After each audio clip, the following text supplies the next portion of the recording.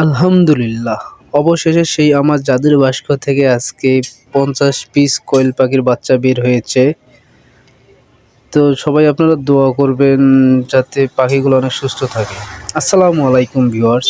আপনারা সবাই অবগত আছেন যে আগামী ২২-১২ তারিখে আমি ১০০ পিস কোয়েল পাখির বীজ ডিম আমি এই ইনকিউবেটরে দিয়েছিলাম, আপনারা জানেন। তো গতকাল রাতের দিকে সেখান থেকে কিছু বাচ্চা ফুটে বের হচ্ছে। তো ওই অবস্থায় আমি রাতে রেখে দিয়েছিলাম। এই বাকিগুলো আছে, এগুলো আশা করা যায় যে আজকে রাতের মধ্যেই বের হবে সবগুলো ইনশাআল্লাহ। এই ছোট লাইটটা দেখতে পারতেছেন, ওটা আমার ১২ ভোল্টের ডিসি লাইট, যখন কারেন্ট যায় তখন এটা ব্যাকআপ দেয়।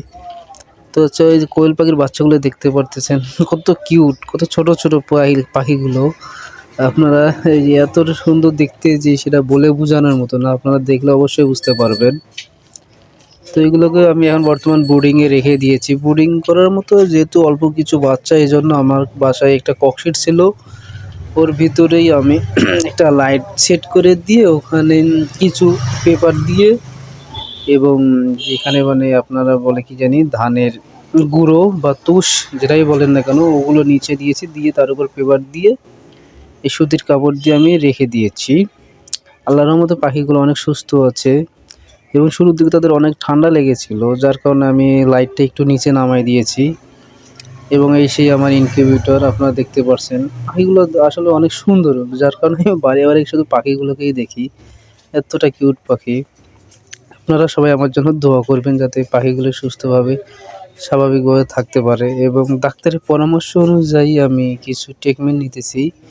আমি প্রথম ৩ দিন দেবো লাইসোভিট দিনে সকালবেলা এবং রাতে দেবো রেনাসি। এই অনুযায়ী আমি দিতেছি। এখানে ১ লিটার পানিতে ১ গ্রাম করে আমি দিতেছি। আল্লাহর রহমতে পাখিগুলো দেখা যাচ্ছে অনেক সুস্থই আছে।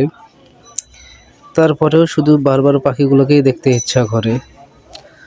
আর অনেকেই, আমি একজন নতুন উদ্যোক্তা, অনেকে আমাকে বলেছিল যে ২০-২৫ দিনের বাচ্চা নিয়ে শুরু করতে।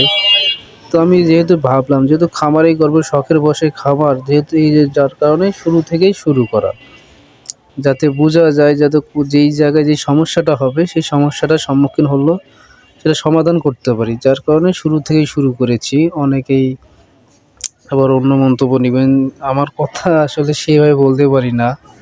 তো আমার কথার মধ্যে কোনো ভুল ত্রুটি হলে অবশ্যই আপনারা ক্ষমার দৃষ্টিতে দেখবেন, এবং যারা অভিজ্ঞ ভাইয়েরা আছেন, খামারি ভাইয়েরা, তারা আমাকে কমেন্ট করে জানাবেন যে আমার এই ককশিটের মধ্যে ব্রুডিং করাটা কি সঠিক কি না, অবশ্যই এটা আমাকে জানাবেন।